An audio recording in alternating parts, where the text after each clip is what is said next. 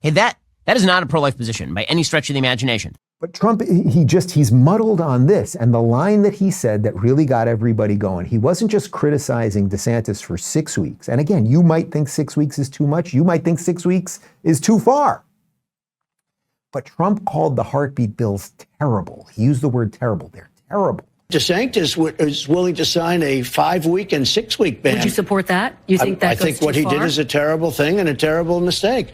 And as the guy that is supposedly the most pro-life president ever and gets credit for bringing in a court that then did overturn Roe v. Wade, which was not a constitutional right abortion, it was a states' right issue. He gets credit for that. The idea that he would say that a heartbeat bill is terrible, well, a lot of people are hitting him on that. Here's another guy from the Daily Wire. Here's Ben Shapiro.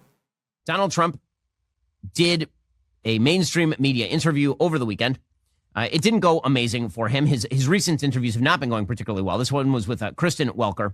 The most newsworthy thing that he said in this interview was he made a comment suggesting that heartbeat bills, like to protect the lives of the unborn in states, are terrible, which is not only not pro-life, it's an awful thing to say.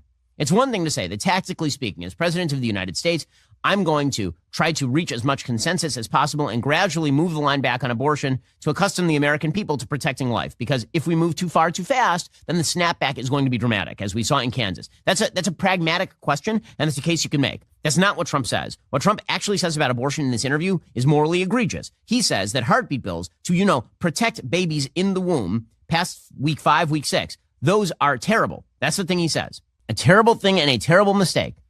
In the state. He's not even talking federally. In the state.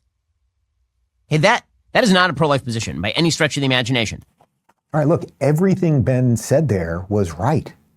I disagree with Ben on what public policy should be related to abortion, and you can watch old videos of ours from probably now 7 years ago debating abortion. I've shifted a little bit in that I actually think even 15 weeks is probably a bit far. You could probably push it closer to 12 weeks, but I absolutely believe in exceptions. And okay, we can, again, as I always say, we can always talk about all of those things, but we will never make everybody happy. But Ben is completely right there on the equivocation that Trump is doing, that somehow this is then terrible.